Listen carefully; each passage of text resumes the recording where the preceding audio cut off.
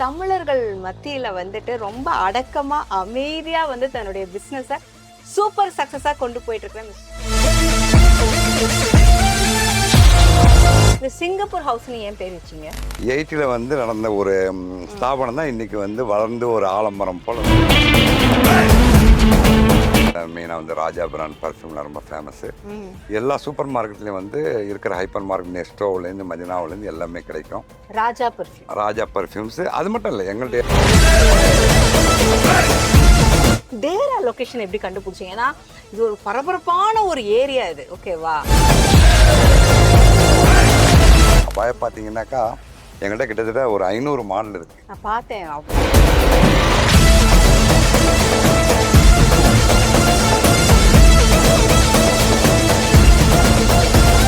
ஒவ்வொரு விஷயத்த ஆரம்பிக்கிறது வந்து பெரிய வந்து கனவுடலாம் நம்ம ஆரம்பிப்போம். ஆனால் அது எந்த அளவுக்கு நம்ம வந்து ப்ராப்பராக கொண்டு போகிறோம், அதை எவ்வளோ ப்ராப்பராக நம்ம எடுத்துகிட்டு போனால் தான் அந்த பிஸ்னஸ் சக்ஸஸ் ஆகும். And right now I have Singapore house. அப்படின்னா நம்மளோட யூஏல தெரியாதவங்க யாருமே இருக்க முடியாது. முக்கியமாக நம்மளுடைய தமிழர்கள் மத்தியில் வந்துட்டு ரொம்ப அடக்கமாக அமைதியாக வந்து தன்னுடைய பிஸ்னஸை சூப்பர் சக்சஸா கொண்டு போயிட்டு இருக்கிற மிஸ்டர் மாலிக் சார் நம்ம கூட இருக்காங்க. வணக்கம் ஜி. ரொம்ப தேங்க்ஸ்மா. எப்படி இருக்கீங்க?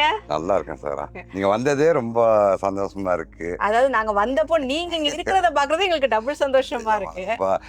நான் கொஞ்ச நேரத்துலேயே பார்த்தேன், நீங்கள் வந்த உடனே உங்கள் பேரை சொன்ன உடனே எல்லாம் கடையை திரும்பி பார்க்குறாங்க. வாழ்த்துக்கள்மா. இனிமே உங்களுடைய ஈவெண்ட்லாம் பார்த்துருக்கேன், நீங்கள் உங்களுடைய பேச்சு திறமையை பார்த்துருக்கேன். ரொம்ப சந்தோஷம். உங்களுடைய இந்த நம்ம கடைக்கு வந்து ரொம்ப சந்தோஷம். எதாச்சியமா நீங்கள் வந்தது வந்து ரொம்ப சந்தோஷமா இருக்குது. கிட்டத்தட்ட 4 வருஷமா ரொம்ப சக்ஸஸ்ஃபுல்லாக நம்மளுடைய சிங்கப்பூர் ஹவுஸ் வந்து யூஏல நடந்துட்டு இருக்கு. இந்த சிங்கப்பூர் ஹவுஸ்னு ஏன் பேர் வச்சிங்க? சிங்கப்பூர் ஹவுஸ்மா, நம்ம 1980ல் வந்து நம்ம அப்பா வந்து சவுதியில் இருந்தாங்க. அப்போ வந்து ஒரு வீட்டில் வச்சு அவங்க வியாபாரம் பண்ணாங்க. அப்போ வந்து சிங்கப்பூர்ல கண்டெய்னர் சாமானை கொண்டு வந்து வீட்டில் வச்சு வியாபாரம் பண்ணதால சிங்கப்பூர் ஹவுஸ்ன்னு அன்னைக்கு 1980ல் வந்து நடந்த ஒரு ஸ்தாபனம் தான் இன்னைக்கு வந்து வளர்ந்து ஒரு ஆலமரம் போல் வந்து 2026 அளவுக்கு இன்னைக்கு ஒரு பெரிய ஒரு பிஸ்னஸாக இது பண்ணியிருக்கு. இந்த சவுதியில் வந்து தமாம், ரியாதெல்லாம் ரொம்ப ஃபேமஸ் இந்த சிங்கப்பூர் ஹவுஸு. அது போல் காஸ்மெட்டிக்ஸு. நமக்கு வேற கிளைகள் இருக்கா? இருக்கு, சவுதியில இருக்கு. சூப்பர். ரொம்ப ஃபேமஸ். அப்ப சவுதியில இருக்கிறவங்களும் நீங்க சிங்கப்பூர் ஹவுஸ் போனீங்கன்னா இவங்களுடைய தலைமையில தான் நடக்குது. சூப்பர். ஓகே. அது இல்லாத எங்களுக்கு மெயின் வந்து இங்க துபாய் பார்த்தீங்கன்னா ஹோல்சேல் காஸ்மெட்டிக்ஸ், பெர்ஃப்யூம்ஸ் எல்லாமே நாங்கள் தான் வந்து இது. அதோட மெயினாக வந்து ராஜா பிராண்ட் பர்ஃப்யூம்லாம் ரொம்ப ஃபேமஸ். எல்லா சூப்பர் மார்க்கெட்லேயும் வந்து இருக்கிற ஹைப்பர் மார்க்கெட் நெஸ்டோவிலேருந்து மதினாவிலேருந்து எல்லாமே கிடைக்கும். ராஜா பர்ஃப்யூம்ஸ் அது மட்டும் இல்லை, எங்களுடைய மெயின் ஹோல்சேல். நம்ம ஹோல்சேல்லேருந்து வந்து எல்லா காஸ்மெட்டிக்ஸும் மெயினாக வந்து அவங்க தான் எடுக்கிறாங்க. பெரிய லெவலில் நமக்கு இது பண்ணுறாங்க. அதோட வந்து இந்த வியாபாரம் இங்கே வந்து நம்ம செய்கிறதுங்கிறது ஒரு வருமானத்துக்காகவோ லாபத்துக்காக கிடையாது. நம்ம கஸ்டமருடைய அந்த தொடர்பு, அந்த நட்பு, அந்த சகோதரத்துவம் இதெல்லாம் வந்து நம்ம நிலைநாட்டின என்னைக்கு வந்து அவன் நல்ல ஒரு நட்பாக இருக்கணுங்கிறதுக்காக தான் வந்து இந்த ஒரு ஸ்தாபனத்தை இது பண்ணது. ரொம்ப நல்லா இருக்கு சாரா. அதே போல் ரொம்ப சந்தோஷம். நீங்கள் இந்த ஓப்பனிங்க்கே வந்து வந்துருக்கீங்க. அப்படியே மின்னல் மாதிரி வந்து மின்னல் மாதிரி போயிட்டேன். வந்துருக்கீங்க. ரொம்ப பரவாயில்ல, சந்தோஷமா இருக்கு. இப்போ சிங்கப்பூர் ஹவுஸ்ல வந்து அதிகமா எந்த ஒரு விஷயத்த ஷாப் பண்றாங்க? நீங்களே வந்து பார்க்கும்போது என்னப்பா இதுக்குள்ள ஸ்டாக் வந்து இதுதான் நிறைய மக்கள் விரும்பி வாங்குறாங்க அப்படின்னா அது ஆக்சுவலி பார்த்தீங்கன்னாக்கா ஃபர்ஸ்ட் வந்து ஜப்பான் சாரீஸ் வந்து வேர்ல்டு வைடு ஜப்பான்லேயே வந்தாலும் அதிகமாக தமிழ்நாட்டில் வந்து எடுக்கக்கூடிய சாரீ. ஒரு கல்யாணம்னு வந்தால் ஒரு 10-20 சாரின்னு எடுத்து போவாங்க. நிறைய ஆர்டர்லையும் எடுக்கிறாங்க. ரெண்டாவது பார்த்தீங்கன்னா இந்த அபாயா செக்ஷன். அபாயா பார்த்தீங்கன்னாக்கா எங்கள்கிட்ட கிட்டத்தட்ட ஒரு 500 மாடல் இருக்குது. நான் பார்த்தேன். அவ்வளோ அழகான 500 மாடல் இருக்குது, ஷால் இருக்குது. வந்து பார்த்தாங்கன்னாக்கா வந்து நிறைய வந்து எடுத்துருவாங்க. அதே போல் நாங்கள் வந்து யார் கேட்டாலும் சரி வாட்ஸ்அப்பில் அனுப்பி விட்ருவோம். வாட்ஸ்அப்லேயே ஆர்டர் கொடுத்துட்றாங்க. ரொம்ப நல்ல ரெஸ்பான்ஸ். நாங்கள் ஏன்னா வந்து குவாலிட்டி வந்து எப்பயுமே வந்து 2 கஸ்டமருக்கு தெரியாது. இந்த கல் வந்து எம்சி, டிஎம்சி, எம்சின்னு இருக்குது. டிஎம்சின்னா விலை கம்மியான குவாலிட்டி. எம்சி கல் தான் நாங்கள் யூஸ் பண்ணுவோம். அது வந்து மின்னும் அப்படியே பார்த்தீங்கன்னாக்கா அப்படியே வந்து ஒரு மாதிரியாக வந்து மின்னும். அந்த குவாலிட்டி தான் நாங்கள் யூஸ் பண்ணுவோம். இன்னொன்று நாங்கள் எப்போயுமே வந்து காம்ப்ரமைஸ் பண்ணுறதே இல்லை பிஸ்னஸில். எங்கள் லாபமே கிடைக்கலன்னா எங்கள் குவாலிட்டியை நாங்கள் வந்து மெயினாக வந்து நாங்கள் வந்து முக்கியத்துவம் கொடுப்போம். இந்த குவாலிட்டி தான் எங்களுக்கு மெயின், லாபம் கூட இல்லை. இந்த குவாலிட்டியை வச்சு அவங்க போட்டு நல்லா இருக்குன்னு அவங்க ஃப்ரெண்ட்ஸுங்கிட்ட சொல்லக்குள்ள அதுதான் எங்களுக்கு வந்து ஒரு பெரிய சந்தோஷம் ஒழிஞ்சு வேற ஒன்றுமே கிடையாது. டேரா லொகேஷன் எப்படி கண்டுபிடிச்சீங்க? ஏன்னா இது ஒரு பரபரப்பான ஒரு ஏரியா இது, ஓகேவா? எப்படி நீங்க இதை வந்து எவ்வளவு தைரியத்தை இதை எடுத்து சூஸ் பண்ணீங்க? இல்லைம்மா, இது ஆக்சுவலி என்னன்னு கேட்டிங்கனாக்கா, இது ஆக்சுவலி இந்த ஏரியாவே தமிழ் பஜார் தான். ஓகே. தமிழ் பஜார் தான். ஆக்சுவலி வந்து என்னதான் வந்து நமக்கு எல்லா கஸ்டமர் இருந்தாலும் நமக்கு அரபிக் கஸ்டமர்லாம் நிறைய இருக்காங்க. வேற சூடானு மற்றபடி பிளாக் கஸ்டமர்லாம் நிறையா இருந்தால் கூட அதிகமாக நமக்கு வந்து இங்கே எடுக்கிறது நம்ம தமிழ்காரங்க தான் அதிகமாக வந்து பிஸ்னஸ் பண்ணுறது. இப்போ அவங்கள மெயின் பண்ணக்குள்ள இதுதான் வந்து நமக்கு வந்து கரெக்டு. ஆனால் ஹோல்சேல் வந்து கோல்டு சூக் பக்கத்தில் இருக்குது. அது என்னன்னு கேட்டிங்கன்னா அது வந்து வேர்ல்டு வைடு கஸ்டமர். ஓகே. அது யூகேலேருந்து யூஎஸ்ஏலேருந்து வேறு கல்ஃப் கண்ட்ரிலேருந்து வந்து ஆஃப்ரிக்காவிலேருந்து எல்லாத்துக்கும் வந்து கண்டெய்னர் டெய்லி ஒரு 2-3 கண்டெய்னர் இருக்கும். அந்த அளவுக்குள்ள பிஸ்னஸ்ஸு. எனவே சந்தோஷமா இருக்குமா, ரொம்ப சந்தோஷமா இருக்கு, நிம்மதியா இருக்கும். இதுதாங்க ரொம்ப முக்கியம். நமக்கு வந்து வாழ்க்கையில நிம்மதியா இருக்கும். நிம்மதியா இருக்கும். என்ன கேட்டிங்கன்னா கோவிட் டயத்துலாம் பல சோதனைகள் நாங்கள் வந்து தாண்டி வந்தால் கூட இன்றைக்கி வந்து பெரிய ஒரு உயர்ந்த ஒரு அந்தஸ்தோட வியாபாரங்களில் வந்து கொடி கட்டி பறக்கிற அளவுக்கு இருக்கும். பெருமைக்காக சொல்ல தமிழ்நாட்டுக்காரங்களில் ஒரு எனக்கு இன்றைக்கும் ஒரு வருத்தம் இருக்குது சாரா. ஏன் தமிழ்நாட்டுக்காரங்க வியாபார ரீதியில் வந்து ஏன் வந்து பெரிய லெவலில் இல்லைங்கிறது ஒரு இது இருக்குது. காரணம் என்னன்னு கேட்டிங்கன்னா பயம் பயம் பயம்.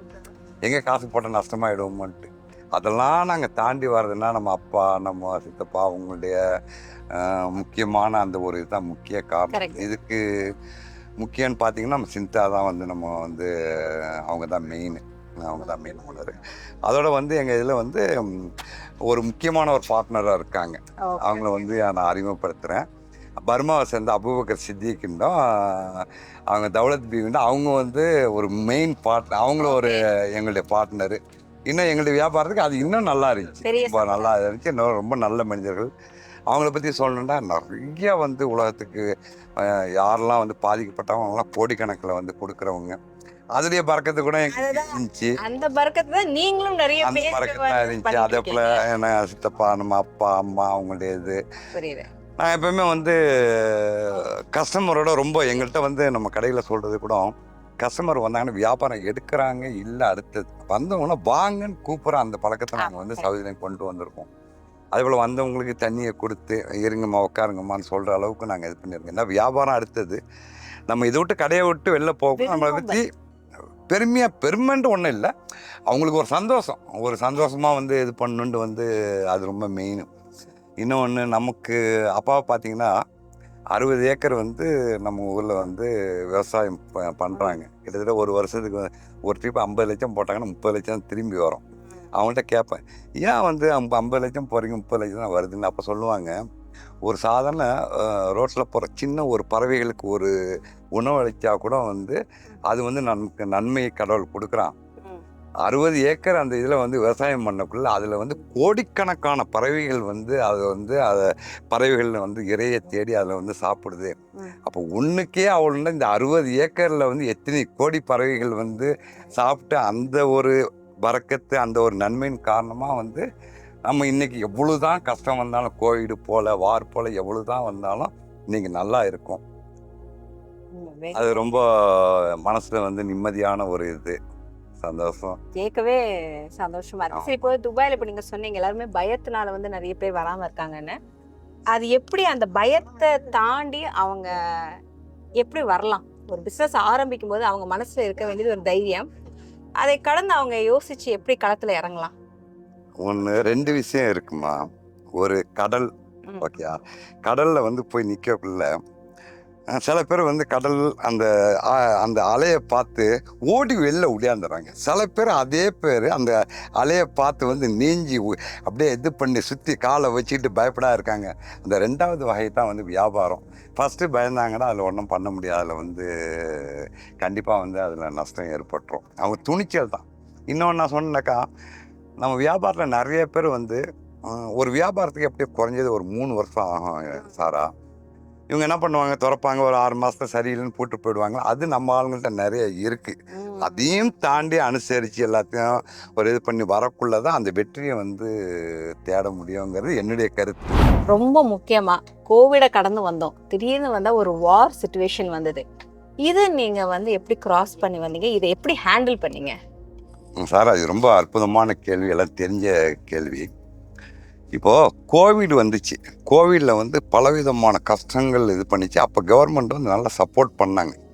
இந்த கோவிடில் வந்து எப்படின்னு கேட்டிங்கனாக்கா, இந்த துபாய் திரும்பி மீண்டு வருமாங்கிற ஒரு சூழ்நிலைகள்லாம் வரக்குள்ள, அந்த கோவிடை தாண்டி கோவிடில் என்ன கஷ்டப்பட்டாங்க அதை விட பல மடங்கு வந்து இன்றைக்கி வந்து மீண்டு தாண்டி வந்து பெரிய லெவலில் எல்லாம் இருக்காங்க, எல்லாம் சந்தோஷமாக இருக்காங்க. ஏன்னா காரணம் என்ன, இந்த கவர்மெண்ட் வந்து கொடுத்த சப்போர்ட்டு, இந்த கவர்மெண்ட் பார்த்துக்கிட்ட வந்து உள்ள சூழ்நிலைகள். அதே போல் இப்போ நீங்கள் கேட்குறீங்களா வார் நீங்கள் பாருங்கள், ஆச்சரியமாக இருக்கும். இன்றைக்கி வந்து எமிரேட்ஸ் ஃப்ளைட் ஒரு நாள் கூட நிப்பாட்டினதில் இன்றைக்கி போயிட்டு தான் இருக்குது. அவங்கள தன்னம்பிக்கை. அதே போல் வந்து நம்மளை வந்து ஒரு சொந்த பிள்ளைகள் போல் பார்த்துக்கிறாங்க. நம்ம வந்து ஒவ்வொரு இந்தியாக்காரங்களும் இல்லை, உலகத்தில் உள்ள அத்தனை பேரையும் இங்கே வந்து அவங்கள வந்து சொந்த பிள்ளைங்க போல் பார்த்துக்கிறாங்க.